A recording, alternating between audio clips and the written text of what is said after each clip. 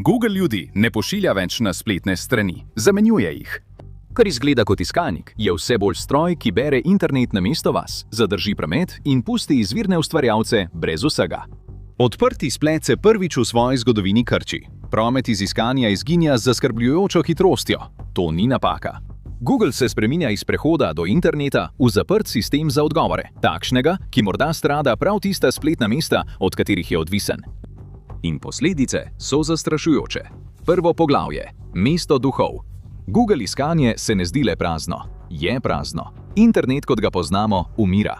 Strokovnjaki napovedujejo, da bo obseg iskanj padal za 25%. Ljudje zapuščajo iskalno polje in prehajajo na klepetalne robote ter pomočnike z umetno inteligenco. V kateremkoli drugem poslu bi temu rekli kriza, a to je le del zgodbe.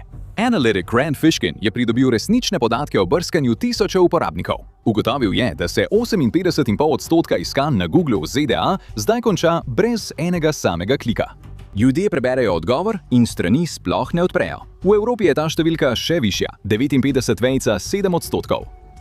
Od vsakih 1000 iskanj, ki jih Američani vpišejo, jih le približno 360 doseže zunanjo spletno stran, ostali ostanejo ujeti znotraj Googlovega ekosistema. Skoraj 30% jih gre na Googlove lastne strani, kot sta YouTube in zemljevidi. Najbolj uporabljeno orodje za informacije na svetu zdaj večino ljudi ne pošlje nikamor, postal je slepa ulica. Pisatelj Nilay Patel to imenuje Google Zero in to je točka, ko promet spletne strani iz Googla pade skoraj na nič. Dolga leta je bila to le bojazen, zdaj je to postalo nekaj običajnega. Za temi številkami so resnični ljudje in prav oni občutijo posledice. Eden izmed njih je Housefresh, majhna britanska stran z ocenami, ki jo vodi Danny Ashton. Kupil je čistilce zraka in vsakega testiral glede učinkovitosti in stroškov uporabe. Nato je bralcem povedal, kateri so prevara. Več mesecev je bila njegova stran med najvišje uvrščenimi za najboljše cenovno ugodne čistilce zraka. Potem je prišla Googlova posodobitev. Spletna stran je izgubila približno 91% svojega prometa iz Googla. Leta ocen in pomoči potrošnikom so izginila z eno samo spremembo. Večje blagovne znamke pa so stopile na njeno mesto. Housefresh je bil potisnjen v ozadje, ni bil edini. Tisoče hobi blogov in malih neodvisnih podjetij je izginilo. Vsak od njih je vedel nekaj, kar je bilo vredno vedeti, in to brezplačno delil z drugimi. Doživeli so enako usodo: dobro leto, posodobitev in nato zlom. Promet se ni preselil na boljši vir, preprosto se je ustavil. To ni bilo naključje. To je bila zavestna odločitev podjetja, ki jih je sprva podpiralo.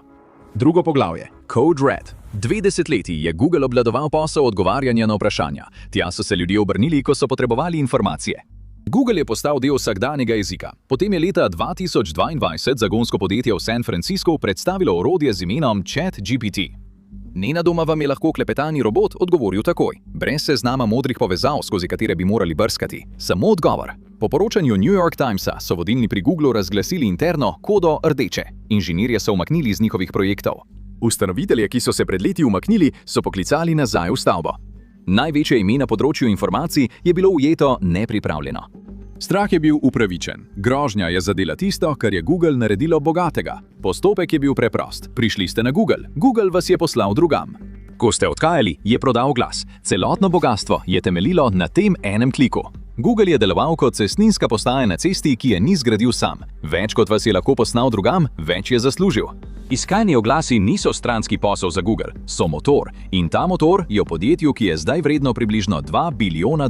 Če opustite navado iskanja, se vse skupaj začne ustavljati. To je inovatorjeva dilema. Da preživiš, moraš uničiti prav tisto, kar te je obogatilo. Googlovo poslovanje je bilo odvisno od tega, da so uporabniki zapustili iskalno stran. Uporabniki so morali iti do vira, zato se je odločil. Da bi premagal klepetalnega robota, je moral Google postati eden. Požrl bi svoj poslovni model. Obdržal bi promet, ki ga je prej podarjal, in brezplačno vzel znanje spleta. Ljudje, ki so to znanje napisali, pa ne bi dobili ničesar. Tretje poglavje: okenski kupec. Leta 2023 je Google preizkusil novo funkcijo, znano kot iskalna generativna izkušnja. Maja 2024 jo je predstavil kot AI preglede. Uporabniki so zastavili vprašanje in še preden se je naložila katerakoli povezava, je Google napisal odgovor v okencu na vrhu. Ta odgovor sestavi iz spletnih strani navedenih spodaj. Uporabniku ponudi odgovor, še preden ta sploh pogleda nižje na strani. To se zgodi pri najbolj banalnih iskanjih. Lahko bi vprašali, kako odstraniti madež rdečega vina iz preproge. Koraki so takoj na vrhu strani. Nikoli ne obiščete čistilnega bloga, ki jih je ugotovil. Vi ste dobili odgovor. Ta blog ni dobil ničesar. A odgovor ni vedno pravilen. Ko je bil prvič predstavljen, je ljudem svetoval, naj dajo lepilo na pico. Drugemu uporabniku je svetoval, naj vsak dan poje majhen kamen. Ti nasveti so izvirali iz starih šal, pobranih strani, kot je Reddit. Google je najhujše hitro popravil, a dejstvo ostaja, da umetna inteligenca pobere ves promet, ne glede na to, ali ima prav ali ne. Pew Research Center je marca 2025 izvedel študijo, v kateri je spremljal 900 ameriških odraslih skozi skoraj 69,000 iskanj. Ko se je prikazal AI povzetek, so kliki na običajno spletno stran padli na 8%. Brez tega povzetka je bila ta številka 15%. Povzetki zmanjšajo možnost klika skoraj za polovico. Za prvi rezultat pa zunanje študije kažejo, da je padec lahko še večji. AI povzetek obdrži ves promet, spletna stran pa ne dobi ničesar. Ljudje hitijo braniti Google, povzetki navajajo svoje vire, povezave so kar tam v okvirčku. Torej, promet zagotovo še vedno teče. Ista študija je ugotovila, da ljudje kliknejo povezavo znotraj AI povzetka v le 1% primerov. In to je načrtno. Večina povzetkov hkrati navaja 3 ali več virov. Tako se zasluga vsakega pisca skrči na opombo, medtem ko Google obdrži bralca. Za manjša imena je še slabše. Povezave, na katere uporabniki dejansko kliknejo, običajno vodijo na Wikipedijo, YouTube in Reddit. Vladne strani se pojavijo veliko pogosteje kot v običajnih rezultatih, novičarske strani pa skoraj ne pridobijo ničesar. Osamljena strokovna spletna stran tega prometa skoraj nikoli ne vidi. Velika imena postajajo še večja, majhna pa izginejo. Škoda se ne konča le pri izgubljenem kliku. Po branju povzetka so ljudje pogosteje preprosto zaprli stran. Celotno iskanje so zaključili v 26% primerov. Brez povzetka jih je to storilo le 16%. Pregled učinkovito konča uporabnikovo radovednost. To ni redek pojav. V času študije je približno vsak 5. Googlov iskanje po izvedbi prikazal povzetek. Pri vprašanjih, ki se začnejo z kdo, kaj ali zakaj, se je okvirček s pregledom pojavilo večino časa. To so ravno tisti trenutki, ko želi nekdo izvedeti nekaj novega. In prav tam je odprti splet izključen. 4. poglavje. Velika čistka. Google je javno izjavil, da njegove posodobitve nagrajujejo koristne vsebine pravih strokovnjakov. Pravijo, da zakopljajo plitke, nekakovostne strani. To je obljuba. Posodobitev iz marca 2020 je naredila nekaj drugega. Pri številnih iskanjih je potisnila strokovno znanje navzdol. Namesto tega so se na vrh začele pojavljati teme s forumov. Anonimne objave na Redditu in odgovori na Query premagajo ljudi, ki so temo preučevali leta. Če vpišete zdravstveno vprašanje, se lahko tema z Reddita pojavi nad spletnimi stranmi, ki jih ustvarjajo zdravniki. Milijoni ur strokovnega dela so v enem tednu izginili s prve strani. Vse zato, ker je prepoznavnost pomembnejša od znanja. Preprosto povedano, uvrstitev pomeni plačo. Delo, ki je razlagalo znanost, popravljalo naprave in testiralo izdelke, je izginilo, ker ni bilo dovolj dobičkonosno za sisteme, ki so ustvarjeni za zadrževanje pozornosti. Vrzel niso zapolnili nujno boljši odgovori, temveč bolj privlačni, samozavestna ugibanja, pogosto napačna, ki pa so zvenela strokovno. Sčasoma so preizkušene razlage potisnili navzdol, forumskemu ugibanju pa dali prednost. Uradni razlog je bila kakovost, a to ni držalo. Google je preprosto našel nekaj, kar si je želel še bolj. 5. poglavje. 60 milijonov dolarjev vredna ograja. Februarja 2024 je Google podpisal pogodbo z Redditom, vredno skoraj 60 milijonov dolarjev na leto. V mesecih okoli te pogodbe je Redditovo mesto v Googlovih rezultatih eksplodiralo. Zunanji analitiki so izmerili, da se je vidnost Reddita v iskalniku povečala za več kot 1300% med julijem 2023 in aprilom 2024. Število Reddit strani, ki so se uvrščale v Googlu, se je skoraj podvojilo, s približno 22 milijonov na 41 milijonov. Spletna stran, ki so se ji ljudje včasih aktivno izogibali, je postala ena največjih zmagovalk na strani. Po nekaterih podatkih je postala druga najbolj obiskana stran iz iskanja Google v državi. Višje je bila uvrščena le Wikipedija. Reddit zdaj vsak mesec pritegne stotine milijonov klikov iz iskanja. V zameno je Google dobil poplavo pogovorov za učenje svoje umetne inteligence. Reddit je imel največjo količino tega na odprtem spletu.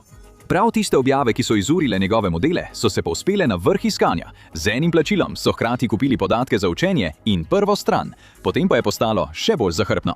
Reddit je blokiral skoraj vse druge iskalnike, da ne bi mogli brati njegovih strani. Google je bil edini, ki je ostal. Vsaka posamezna objava in komentar na Redditu sta bila zaprta in predana podjetju, ki je plačalo največ. Pozneje je Reddit sklenil podoben dogovor z OpenAI za domnevno $70 milijonov. Za vse zunaj tega dogovora je to izselitev pod drugim imenom. Mala podjetja ali ustvarjalci ne morejo Googlu dati $60 milijonov vrednega toka podatkov, zato ostanejo zunaj. Spletna mesta, ki so ustvarila niti na Redditu, v zameno ne prejmejo ničesar, medtem ko same niti postanejo bolj vidne. Majhen blog opravi izvirno raziskavo, uporabnik Reddita objavi povezavo do njega, pozornost pa se preusmeri drugam, dokler blog počasi ne umre. V bistvu ima dostop, svojo ceno. 6. poglavje. Dogodek izumrtja v vrednosti $2 milijard. Digitalno medijsko podjetje Raptive je modeliralo vpliv Googlovih povzetkov, ustvarjenih z umetno inteligenco, in ocenilo, da bi založniki lahko izgubili približno $2 milijardi letno iz prihodkov od oglasov. Prizadeta spletna mesta bi lahko doživela padec prometa za 20 do 60%. S takšnimi številkami ne more preživeti nobeno podjetje. Kmalu zatem je glavni direktor za inovacije pri podjetju Raptive, Mark McCallum, popravil številke. Menil je, da sta 2 milijardi zdaj spodnja meja. To je dovolj kapitala, da bi propadla skoraj vsaka večja digitalna redakcija v ZDA. Nobena od njih nima dovolj naročnikov, da bi omilila udarec. Najprej bodo prizadeti lokalni časopisi, preiskovalne ekipe in manjši specializirani založniki. Nimajo rezerve, da bi to prenesli. Ni velike baze naročnikov, ki bi lahko prenesla takšne izgube. Še huje je, da se stroški opravljanja dela pravzaprav ne spremenijo. Preiskava še vedno traja mesece, laboratorijski testi še vedno stanejo denar. Poročanje še vedno pomeni potovanja, čas in pravni pregled, vse to. Če pa promet izgine, z njim izgine tudi financiranje. Iskanja z umetno inteligenco zdaj dozamejo enega zadnjih načinov, kako lahko te ekipe digitalnih medijev zaslužijo denar. To ni samo ameriški problem. V Nemčiji pregledi z umetno inteligenco zdaj vsak mesec založnikom poberejo stotine milijonov klikov. To je isti stroj, ki v vsakem trgu, kjer deluje Google, proizvaja enak rezultat. Google ni slep za vse to. Vidi promet in bere iste pritožbe kot vsi ostali. Kljub temu nadaljuje. To je žrtev, ki je podjetje pripravljeno sprejeti. Poglavje 7. Umor inovatorja. Google tega ne počne iz sovraštva ali neumnosti. To počne iz strahu pred porazom. Bori se za svoje preživetje. Njegovi tekmeci, OpenAI, Microsoft in Perplexity, se vsi trudijo prevzeti nadzor nad tem, kako ljudje pridobivajo informacije. OpenAI ima ChatGPT, Microsoft ima Copilot, Googleov odgovor pa je Gemini. Predstavil je celo način umetne inteligence, ki odgovarja v celotnih pogovorih. Na rezultat je vezanih več milijard dolarjev in prihodnost podjetja. Odprti splet je deloval kot partner v Googlovem ekosistemu. Založniki so ustvarjali vsebine, Google je ljudem pomagal, da so jih našli, promet pa se je vračal k viru. Zdaj se je ta odnos spremenil. Splet je manj partner kot surovina. To je neskončna zaloga človeško napisanega gradiva, ki ga je mogoče absorbirati in vrniti, ne da bi bralca poslali kamorkoli. Uničenje neodvisnega založništva ni nujno cilj, je posledica zasledovanja nečesa drugega. Google ni nameraval uničiti spleta, želel je tekmovati. Avgusta 2024 je zvezni sodnik ugotovil, da je Google nezakonito držal monopol nad iskanjem. Kazni so bile blage. Google je obdržal svoj brskalnik, moral je deliti nekaj podatkov in opustiti nekaj ekskluzivnih dogovorov. Seveda se je Google pritožil. Monopol, ki ga je imel, je bil razglašen za nezakonitega, a je v praksi ostal na mestu. Toda Googlov načrt ima usodno napako. Mora še naprej požirati človeško znanje, hitreje, kot uničuje njegov vir. Če ti viri oslabijo, je manj iz česa črpati. Tako boste na koncu dobili ugrajen paradoks. Google je kača, ki žre svoj rep. 8. poglavje. Spirala mrtvega interneta. Ko spletna mesta izgubijo promet, izgubijo prihodke. Ko prihodki usahnejo, zmanjšajo obseg ali se popolnoma zaprejo. Sistemi, zgrajeni na tem, se ne le upočasnijo, ampak začnejo posegati po vsem, kar je še ostalo. To pomeni, da se mora Google umetna inteligenca učiti na vsebinah, ki jih ustvarjajo drugi sistemi, podobni njej sami. To je počasno otrohnenje, ki nastopi, ko se sistem uči iz kopij. Vsaka nova različica se še bolj oddalji od resnice, napake se kopičijo.